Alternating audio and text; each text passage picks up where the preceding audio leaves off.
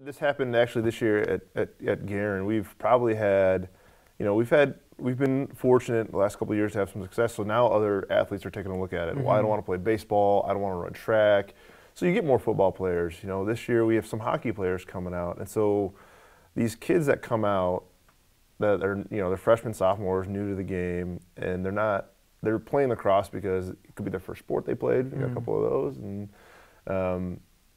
they're getting it. But when these athletes come out from other sports, right, and then they can move and control their bodies laterally, and they can control how they change direction and all this other stuff.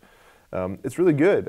It's hard sometimes if you're that newer kid where this is the first varsity sport you played, that it can be discouraging to see some of that. So it's got its pros and its cons. I think the pros outweigh the cons. I think lacrosse is a sport where, there's a medium to it, right? You've got to be able to control this extension of your body to stick.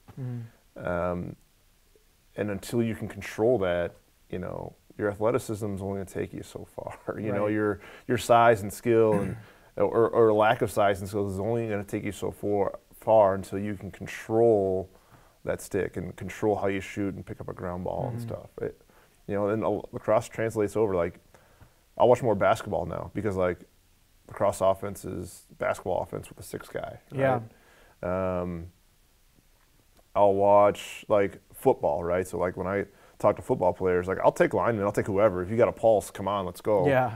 But if you're a football player, think of yourself as a wideout or DB or a cornerback where you've got to track a player and a moving object in the air. I mean, what better sport to do that, right? And there's nothing wrong with baseball. There's nothing wrong with track, right? You're developing a certain skill set. But I think the future of athleticism in lacrosse is we need those crossover athletes that can do both. And I think the better football player you are, the better lacrosse player you can be, and the better lacrosse player you are, the better football player you can be. So. Well, you see that the kids who are doing multi-sport athletes are the ones being recruited.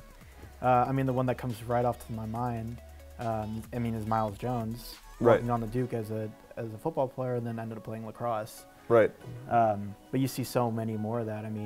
What's his face? He plays for the Patriots.